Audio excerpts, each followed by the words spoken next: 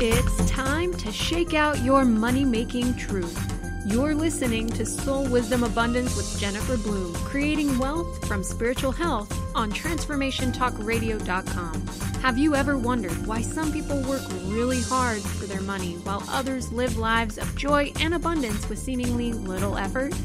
You are about to learn powerful, tangible steps to shifting your mindset and connecting to your flow of money and abundance.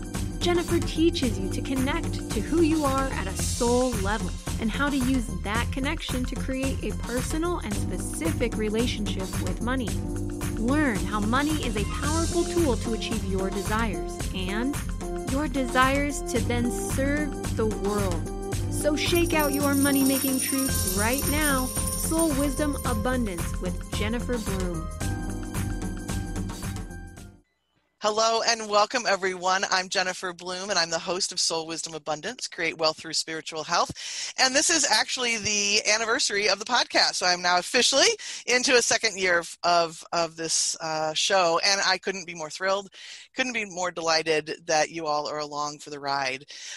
We spent a lot of time talking about how to do money differently, how to really lean on our soul money relationship so that we are creating prosperity consciously instead of doing it through our money pain, our wounds, and all of that old junk that does tend to get in the way sometimes. And most of the time when I'm talking on the podcast, we are reaching for that conscious connection, reaching for something that is going to create some sort of tool that's going to bring us more into consciousness.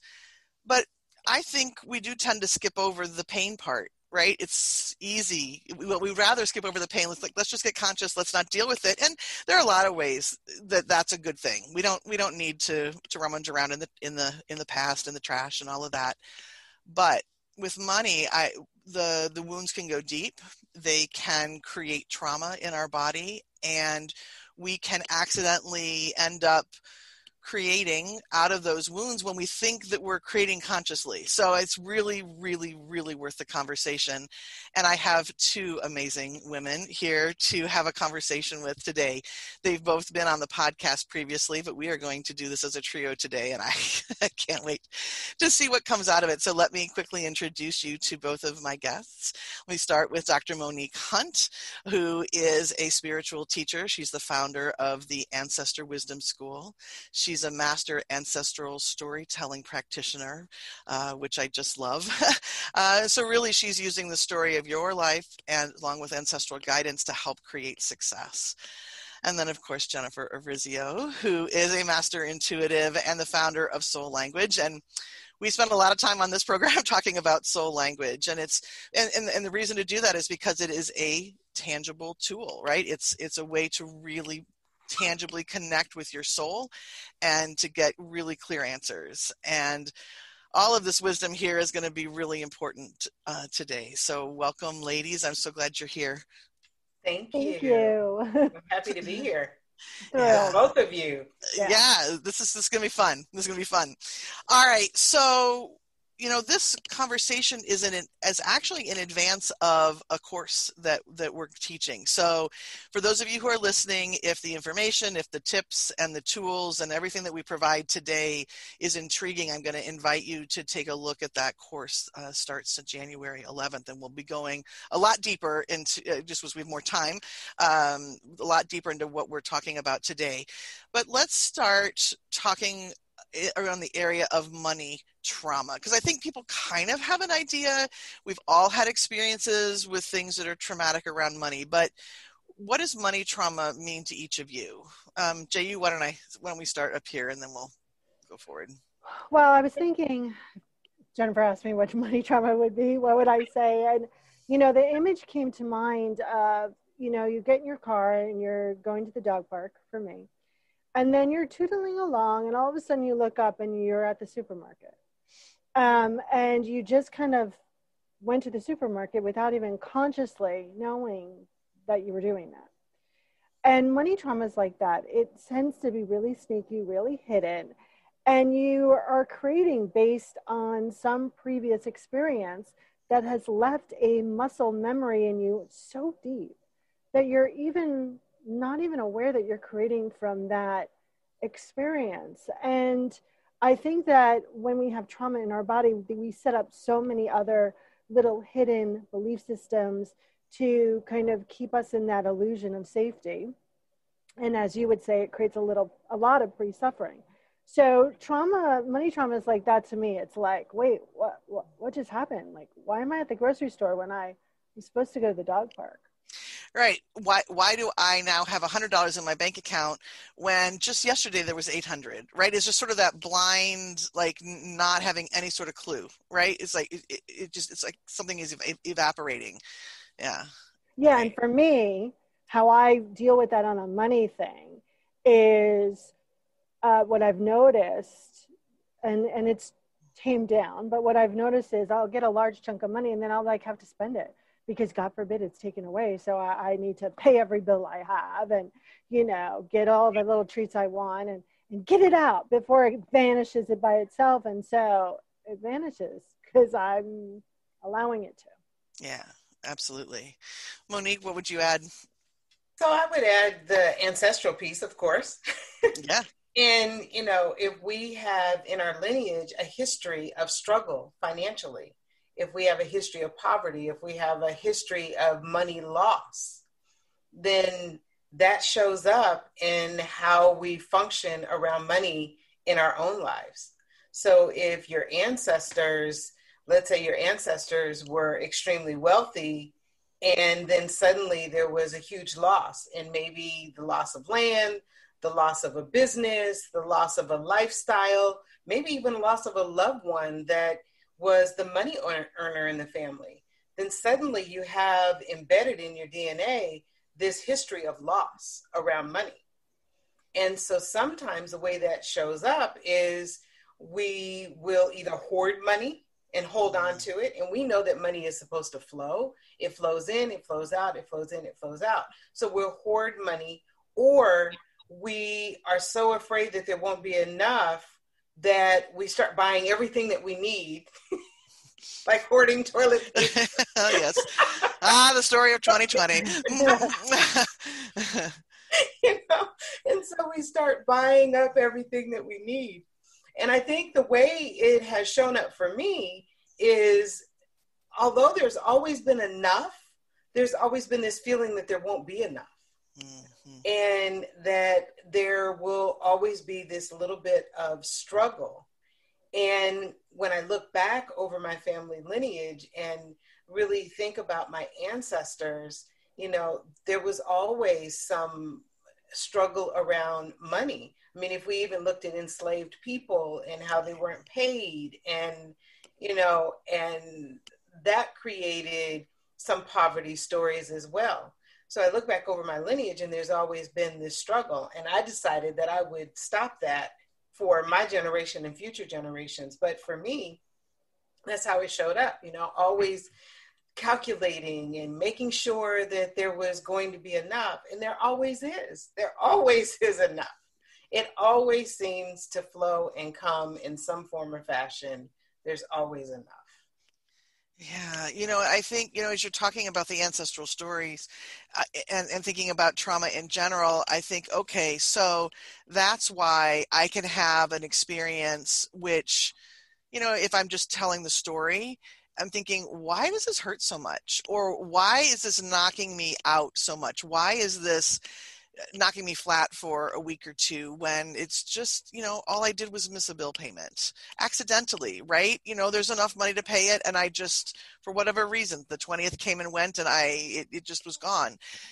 But when we have that muscle memory, right, JU, as you were talking about, or we have these, muscle memory from ancestral times, then we're experiencing this greater signs and symptoms in our own body, right? We get the anxiety and the fear and the worry and the panic when what's happening in the present moment doesn't really seem to add up, right? Yeah. Absolutely. And I can even think of a more recent example where I have a reoccurring order for a product that I use, but I needed to push the date back and I forgot. And so the order was shipped And I went through this, like you were saying, forgot to pay the bill, but I went through this, oh, I can't believe I did that. I don't need it now. I'm putting money in a place that doesn't need to go to right now. And then I stopped and I went, okay, what is the real story behind this? Right? And I thought, you know what? I'll use the product. I will use it. It will get used. It's not going to waste. And it may not have been in the timing that I had planned, but I need to release whatever stories, whether they're my stories or they're my ancestral stories, which are usually both, right? I need to begin to release this story. And how is this showing up? And how is the ancestral story creeping up? Right. And what you said is really important, because not only do we have this external trauma, right? Something happens and we it happens and we have the impact of it. But then there's the story that we're telling ourselves about it. And so then we have this secondary trauma where we're beating ourselves up around it. That's a habit that I really would like to release this year. I or continue to release. And I've gotten better about it over the years. But when we get into that space of, well, that was a stupid thing to do, or why did I do that? And why am I wasting this? And why can't I figure this out? And I teach this stuff and blah, blah, blah. That creates a secondary trauma, which then keeps the whole pattern in place, right? It's sort of that chain of pain, right, J.U.? Yeah, it's judgment trauma, right? Like, so you set yourself up on this kind of circle of, beating yourself up, but you're really not, like, it's almost like you're taking the blame for every bad decision in that moment. Not just for you, but ancestral. So it becomes this kind of loop that you can't seem to get out of. And I think that is the body just kind of reliving that trauma. And if your body doesn't have a pause, right, it will just keep playing the loop again and again and again. And I think judgment trauma is so easy to go into because we're taught it from an early age. Instead of discerning, we're taught judgment. And I think that tends to be an easy loop that people go into, trying to fix the problem, fix in quotes, everyone. But it's really like you're judging yourself. So there is no consciousness of the solution in that paradigm. It just becomes this, okay, let me play this time and time again and judge myself so I can try to work my way out of this loop. But in reality, you're still in the loop. It's like some weird science fiction game. Right. And we don't realize we're playing it. And there's no reason to have to play it, right? There are ways that we can get ourselves out of the loop. Yeah. So let's start going there. So if people are recognizing, okay, I'm in this loop, there are things that are happening that are coming out of perhaps some old stories. What's the first step to getting out of that? Yeah, I think you have to actually bring in the body. I think, people go into, it's almost like they're trying to get out of their skin in it. And that just creates this more fear and more pattern. So what I've done is I've noticed, okay, I'm hitting that trauma situation. And I really start to focus on feeling safe in my body. Okay, so let's activate safety in my feet. Let's activate it. And I go all the way up. And it kind of looks like, when I do it, it kind of looks like that champagne kind of bubbly sensation. So I go up all the way up to safety, and I start to notice, like, okay, let's calm the body down so we can reconnect and we can create something new. So that's the first thing I do, is I bring the body into that experience and work with safety in the body first. Yeah, that's absolutely an important component, because if we leave the body out, you're just going to keep getting those signs and signals of the trauma over and over again, even if you're working hard to disconnect the story, right? And you know that the body's involved if you're noticing things like your stomach getting in a knot when you sit down to have a money conversation, any money conversation, even if there's plenty of money, or you notice your heart starting to flutter a little bit, or tightness in your chest, or any sort of fear or anxiety. Money, or the thing in the throat where you feel like you're going to cry and you're not there, but you feel like It's like that feeling. Yeah, I think we get so used to that feeling around money that we don't even notice that it's coming up, right? It's just, oh, money, ick. And so bringing in that body, bringing in safety, I would say being able to sit down even with your bills and just breathe. Notice what you're feeling and bring yourself into that feeling of safety, bringing yourself into that feeling of even neutrality in the moment. Monique, what would you add?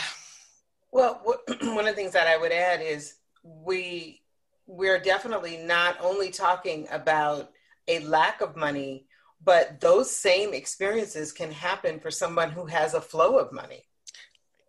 You know, we can still go into that trauma. We can still have the peace in the throat that's going on, even when there's enough, right? Even when the money is flowing and we're sitting down with the bills and doing the bills, you know, we see it going out and we can have that same trauma feeling, the same response. And so what I would add to, you know, really going into your body is also taking a moment to think about what is the history in my family around money?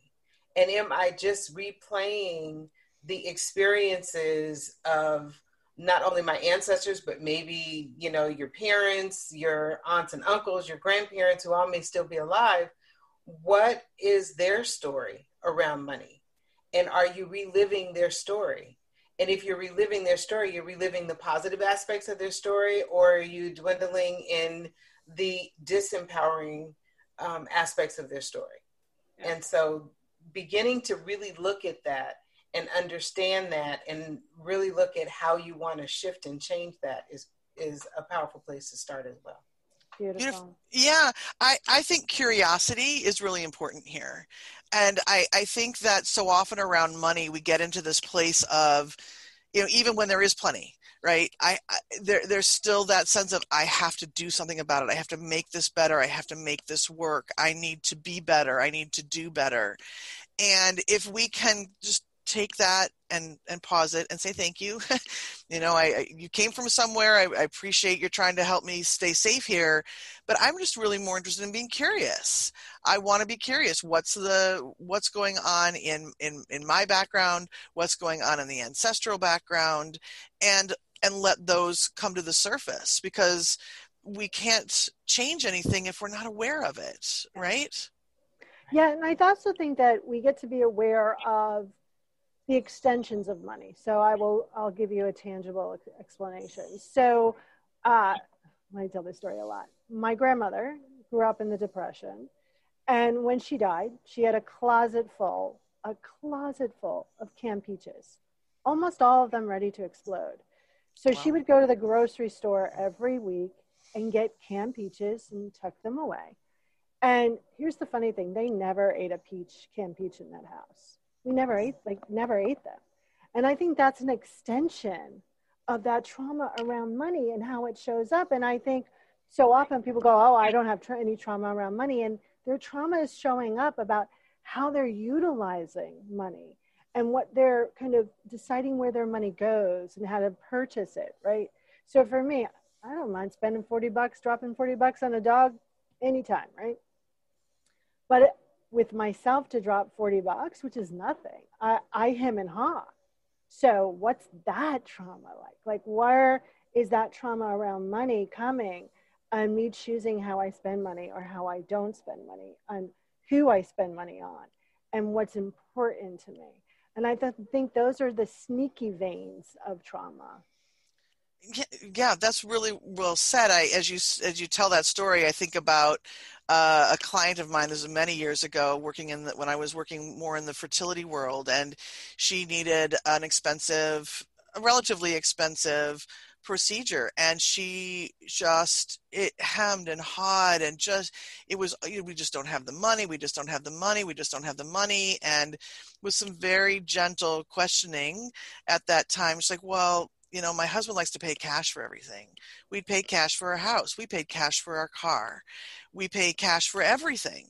And, that's, she did happen to be outside of the United States. And I think here in the States, we're much more likely to say, fine, we'll put some things on credit, but we get really curious about those extended stories. Like, why?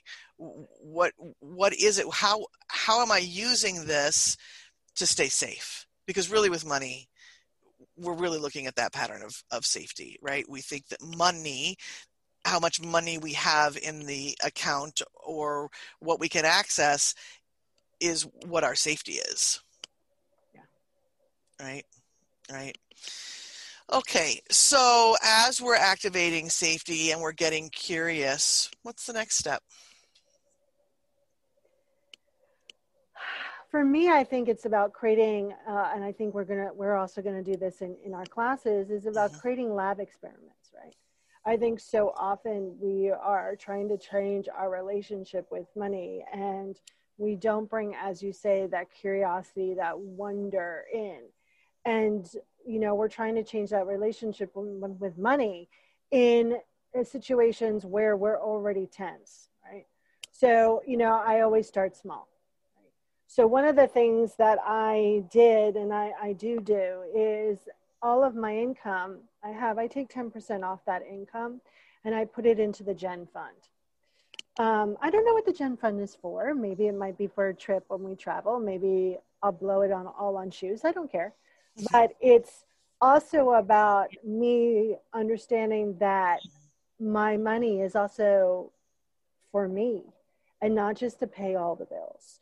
So I create these little lab experiments where I can push my boundaries and I can release the trauma in the actual experiment of it. And it's a situation where it's not going to cause extra tension. So it's not like, oh, I'll skip a bill kind of thing. So that's what I would say the next step is, some little lab experiments. Right. Allow some expansion to come in, some new ideas, right? To be able to say, okay, these were the old stories. Who do I really want to be with money, right? As I let go of the trauma, who do I really want to be? How do I want to be? How do I want money to serve me? And when you start being able to ask those questions and you realize you can ask those questions, because I'm not sure we all realize we get to ask those questions, right? We think money's in charge. There's so many cultural things out there to say money is the one with the power. And we're all behind the scenes doing all these gymnastics to try to do something so that money will favor us or the divine will favor us. And that's just not really how it works, right? So if we get into that place of expansion and ask those bigger questions, we can begin to move out of that trauma. Monique, what do you think about that place of expansion? And for me, that place of expansion comes from asking myself, what is it that I want with this money? Why do I want it? What is the reason for it? What is the purpose behind it? How will it serve me and how will it serve others? And really taking a look at, when I look at money from the bigger picture of what I would like to do with it and how I would like to support others as well as myself, then I find that it opens up and it flows in. And that I start to not have as much trauma around spending it and around receiving it, because that's the other part, right? Sometimes we have some trauma around receiving it. And so I find that it begins to become more peaceful when I really focus on what is it that I want with this? Not just want money, but what do I want to do with it? Do I want to help someone else? Do I want to donate it? Do I want to go out and buy shoes? Like Jennifer said, I'm a shoe fanatic. Do I want to go on vacation? Do I want to take other people with me on vacation? What is it that this money represents? Not just filling up the bank account, not just keeping it for myself, but what is the bigger picture? What is the bigger picture? What is it that I want? And I find that when I do that, it comes from a place of love, and I begin to love that flow in and out. The other piece that I look at too is blessing the money. Any money that I get, I say a blessing over it. Whether it's in my bank account or in my hand, I say a blessing over it. And I ask that money not only bless me, but bless anyone who touches it, anyone who receives it, anyone who needs it, that this money be a blessing and it energizes them in some way and helps them fulfill their goals and their needs and their desires and their wants. And when I do that, I find it takes some of the struggle out for me, and it takes some of the feeling of lack or not having enough to cover this or cover that when, like I said, I always do, but that comes up. Right. You're really changing the purpose of money, right? So we talk a lot about how we accidentally use money to fill holes in ourselves, right? Our enoughness, our worthiness, our deservability, even just be on this planet. And so when we view money in that way, yeah, of course we're going to hold on to it really hard. Of course we're going to beat ourselves up when we think we don't have enough. But when we can really remember that that's not money's job, it was never money's job. We thought it was money's job, and maybe even we had a family story around that, or we've had a time in our life when it really looked like it was about our worth or our deserving. But as soon as you realize that money is something to play with, and it's at its base, it carries a lot of joy and a lot of love, right? Now we get to, we're completely out of the trauma field, right? And we get to do things in a brand new way. Yeah. I think it's also important about consistency. I think trauma is so consistent, and as Monique was talking, I was like, I haven't been doing arigato money, which is the Japanese way of appreciating money, because I love to say arigato money, right?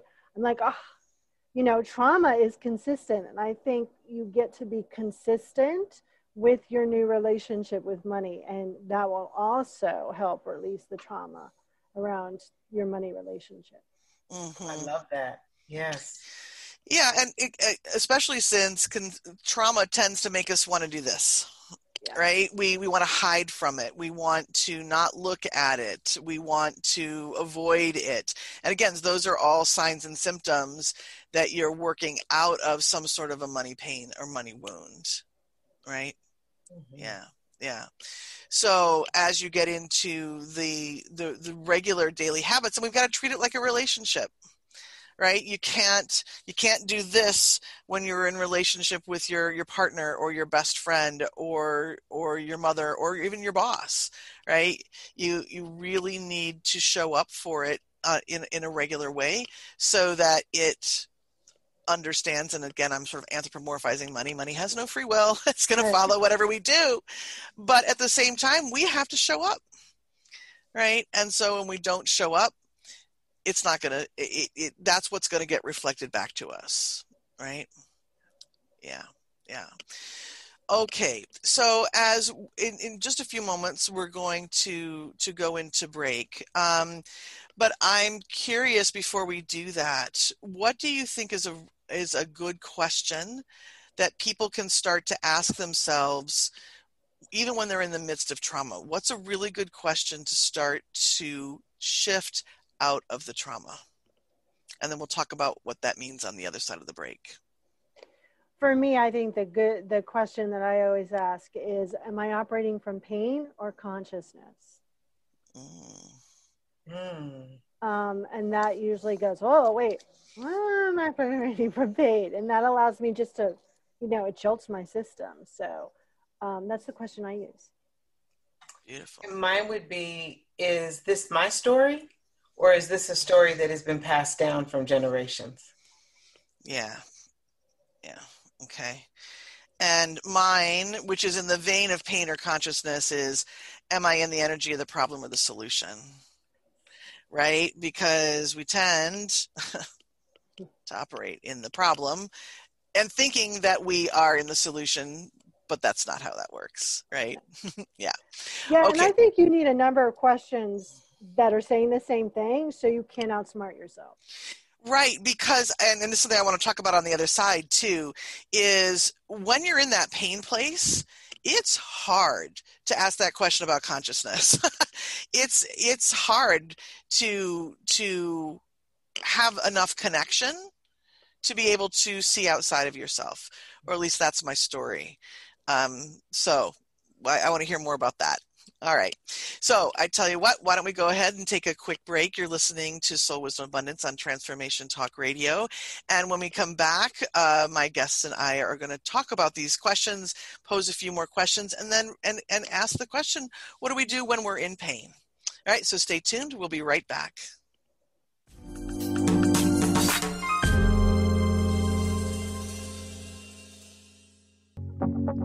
Do you feel that you must stand alone in this life? Listen deeply, beloved soul. You are not alone. Laura Hosford offers you authentic channeled messages of love, inspiration, and heart-healing grace to guide you forward in transcending your consciousness and becoming the change you wish to see in the world. Want to get involved? Join the Get Your Goddess Groove On Facebook group and get some goddess energy in your life. Women supporting women, emotional and spiritual growth. What's not to love? Just search for Get Your Goddess Groove On Facebook and join Laura's growing community of women who are finding that divine love has lived within them all along. Share your stories, your challenges, offer your insights, celebrate spiritual growth. Join the Get Your Goddess Groove On Facebook group today. Tired of not losing the weight? You need a healthy solution for weight loss that protects your muscle mass as the fat burns away naturally. Holistic Medical Center has the healthy option for your weight loss concerns. Lose 1 to 3 pounds per day in 21 days, naturally, under our physician supervision. Call Holistic Medical Center 425-451-0404 or on the web, drdarvish.com, drdarvish.com. When was the last time you had that feeling that you knew something, but you couldn't explain how you knew it? How powerful would it be for your life and business if you could consciously tap into that magic within you? What if you could remember that there's something supernatural about you? Tune in to Absolute Alignment with Christelle Biga when success feels easy. Every first and third Friday at 1:30 p.m. Pacific, 4:30 Eastern on TransformationTalkRadio.com. Hello, I'm Carrie Kadambi, and this is your Spirit Exchange Moment. Do you want to be the best you can be? Do you want to live your dream life? Anything is possible when you choose to consciously evolve. Begin by noticing your reaction to things in your everyday life. When a reaction is uncomfortable, this is a sign that there's an inner root cause that has triggered you, and it's calling out to be healed. Take action to transform and heal those limiting beliefs or trauma experiences that no longer serve you. Take time daily to recognize your reactions and then set out to heal and release them using one of many somatic healing modalities available. How will you choose to evolve today? Join me on Transformation Talk Radio for my show, A Spirited Exchange. For more information about me, visit thedivineguidancegift.com.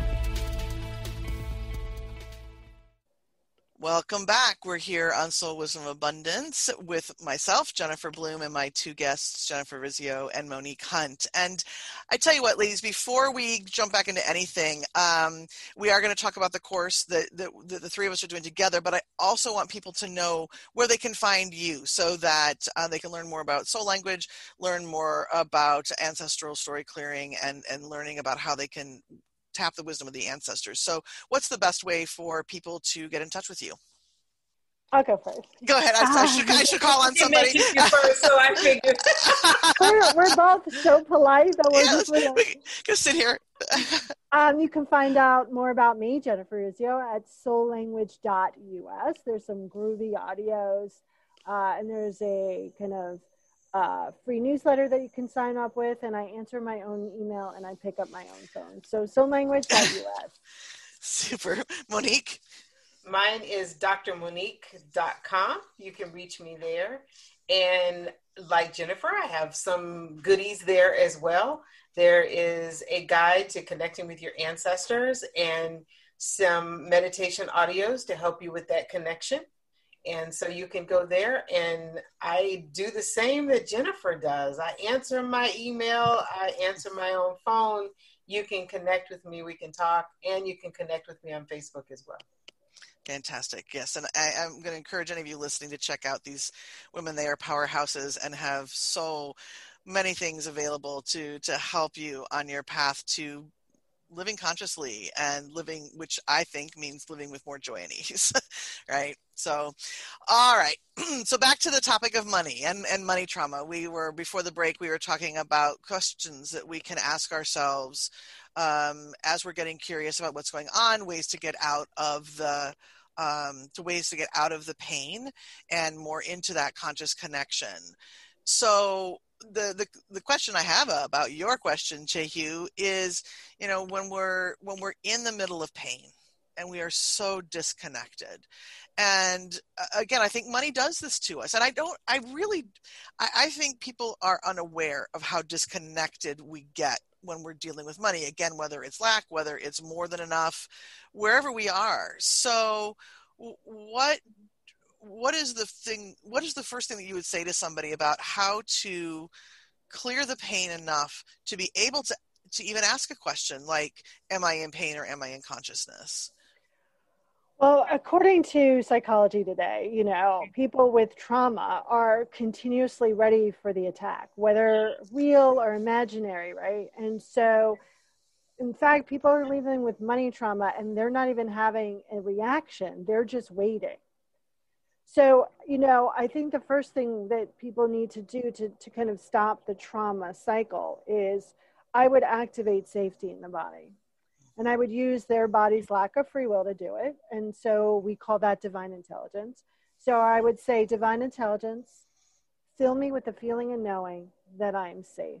And if it's real trauma, like you can't even get there, I would go, okay, divine intelligence, fill me with the feeling and knowing of the willingness to know I'm safe. And all you need is just a little tiny interruption, a blip, so you can pause long enough to start asking questions. So that's the first thing I would tell people to kind of really activate that safety, so you're stopping the actual physical sensations that are going on in your body, because that's extremely important first before you can ask any question. Absolutely. And for me, if I get to that point, if I'm stuck in a story, I get outside. I get out into nature. I walk. I breathe. And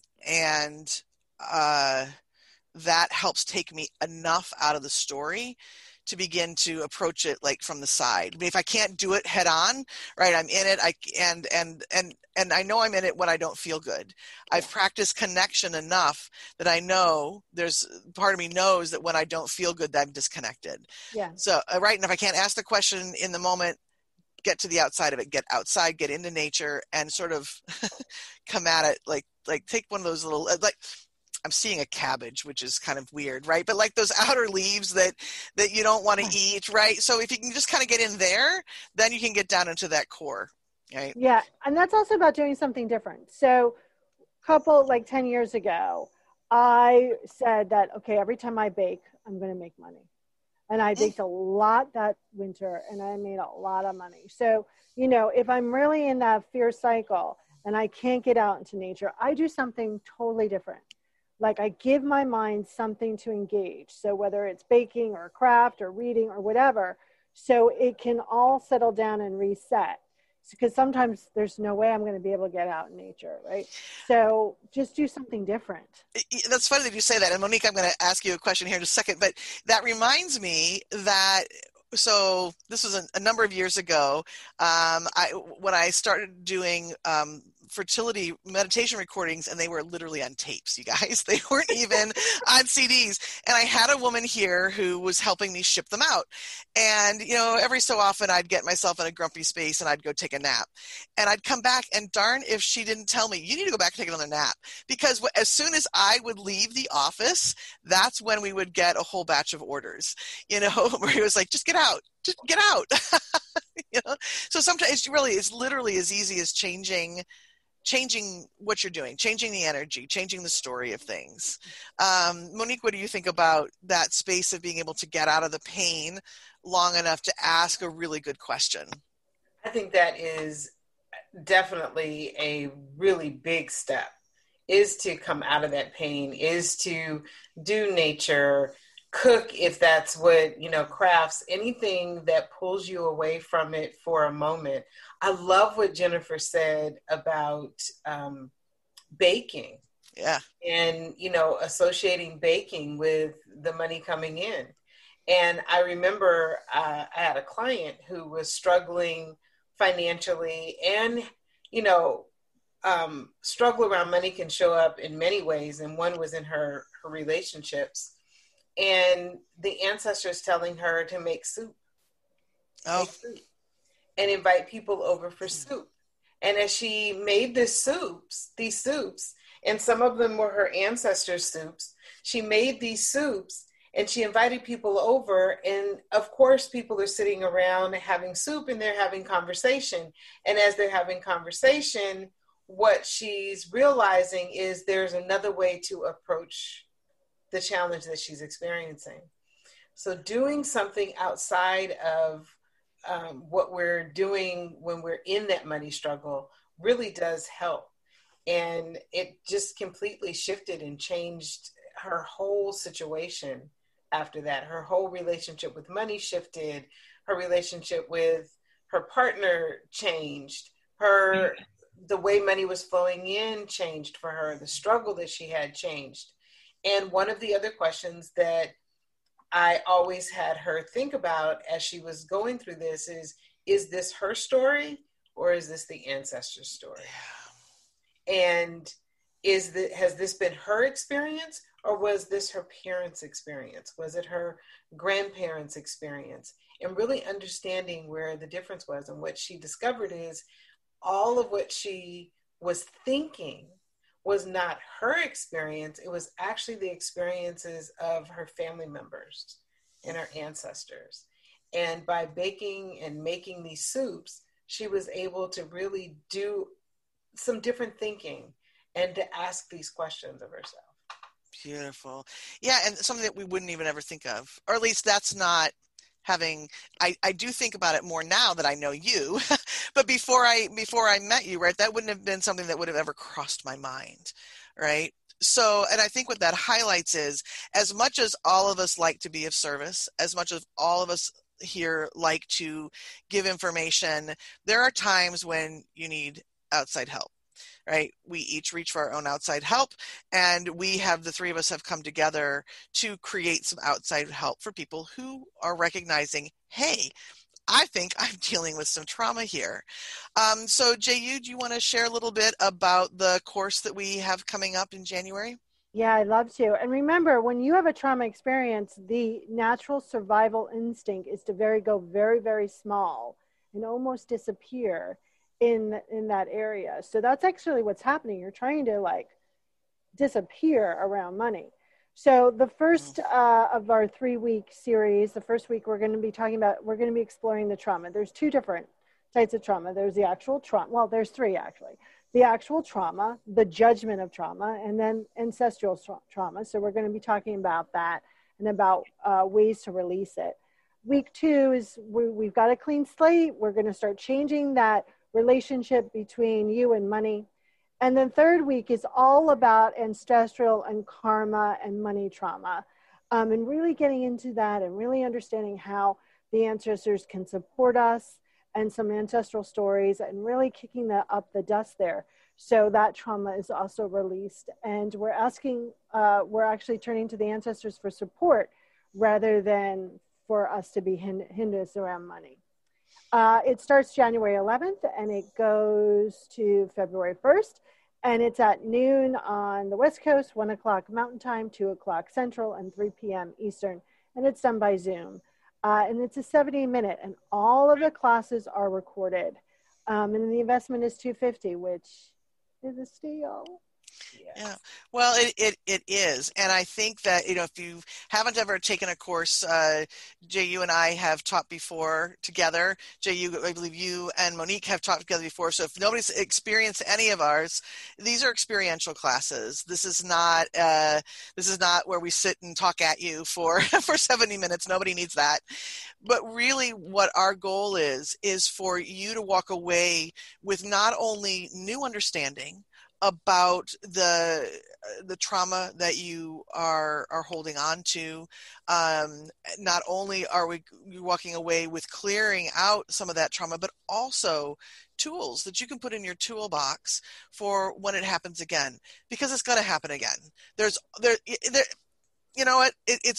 Money trauma comes up, and wouldn't it be amazing to be able to just identify it in the moment, move through it, and not have to have it become this great big thing that you pass along to your own children, pass along to your, nieces and nephews, pass along to that next generation.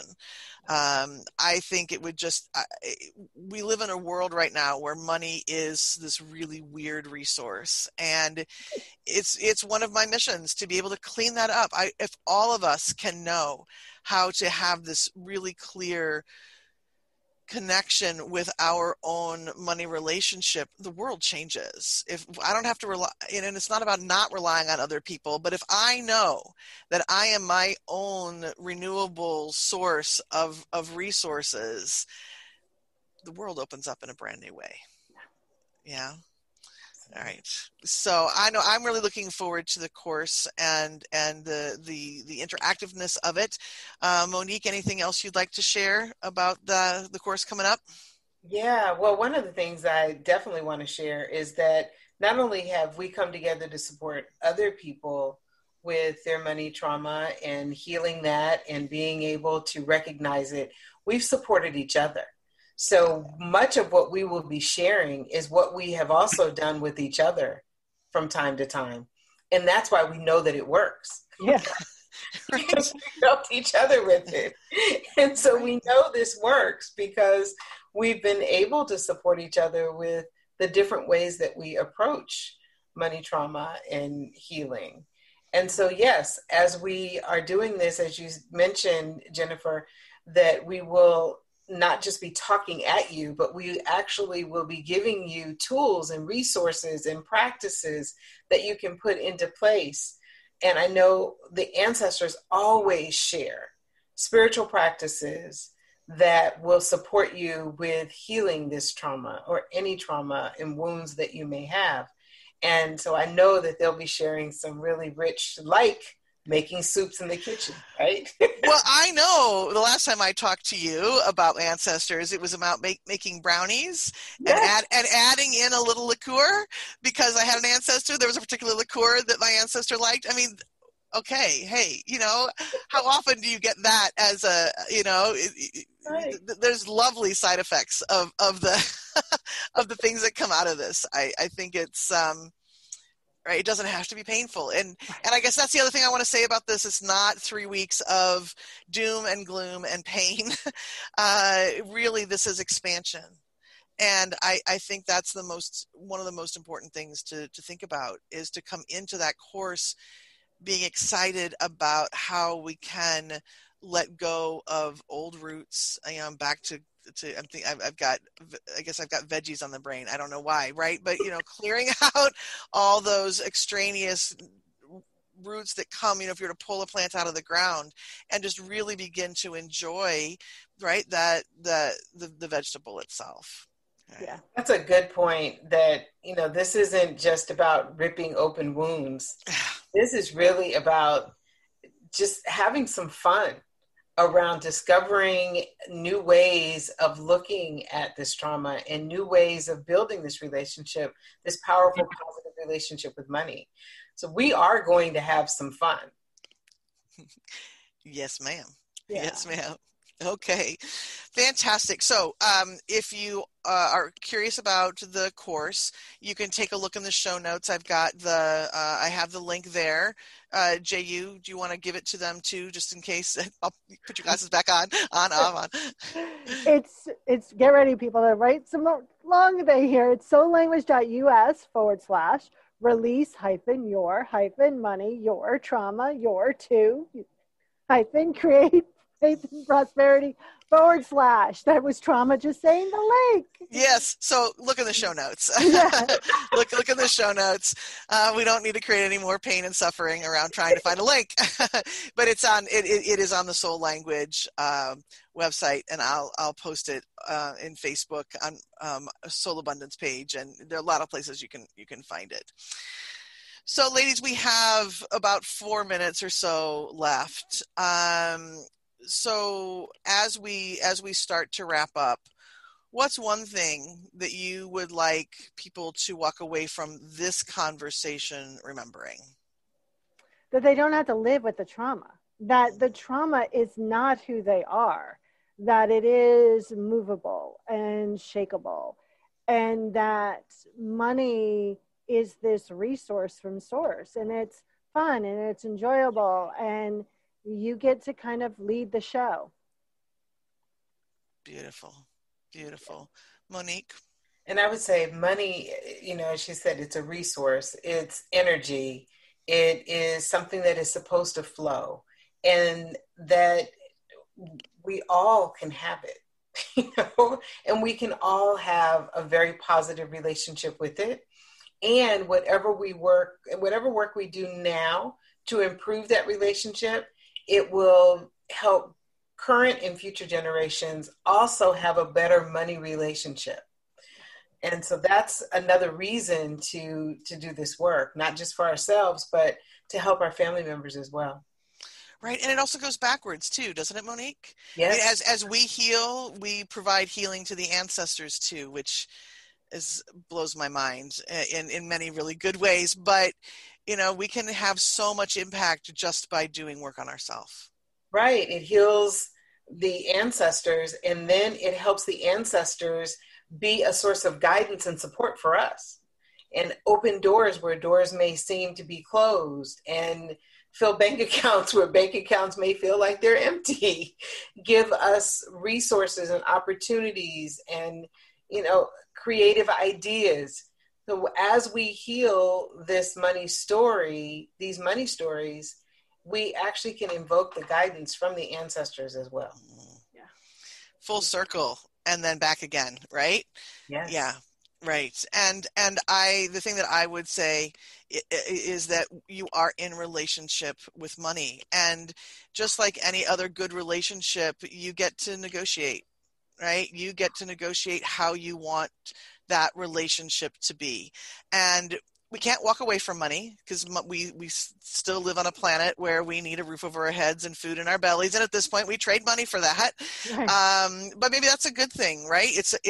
Money is such an amazing teacher. And as we learn how to shift our relationship here, we get to change our relationships within so many other places and so many other ways. And we're really practicing our relationship with the divine. And once we do that, we open up the doors to all kinds of goodness. So there's a lot that can come out of no longer sitting in your trauma. And so I am excited to do this course with you all, and I would love to hear back. If any of you who are listening have questions, you're more than welcome to reach out to me. You can head on over to Facebook. I've got a page at Soul Abundance. Would love to hear what you're thinking about, and there's always conversation going on over there about the money relationship. All right. Well, we've done it again. We've come to the end of Soul Wisdom Abundance. I am, again, thrilled that you have chosen to spend your time here, and you can find Soul Wisdom Abundance on Transformation Talk Radio on the first and the third Fridays of every month. And in the next episode, I'm going to be talking to Dr. Barbara Husan, who has all kinds of amazing things to say about rewiring the brain for success. So that should be a really interesting conversation. So until then, everyone, I wish each and every one of you prosperous blessings, and talk to you soon. Bye-bye. Thank you for listening to Soul Wisdom Abundance with Jennifer Bloom, creating wealth from spiritual health on TransformationTalkRadio.com. To learn more about Jennifer Bloom or listen to past shows, visit JenniferBloom.com. You can subscribe to this podcast on any of your favorite podcasting outlets. Simply search Soul Wisdom Abundance with Jennifer Bloom. Views expressed on this program are those of the host, guests, and callers, and do not necessarily reflect the views of the station, its management, or advertisers. You're listening to Transformation Talk Radio.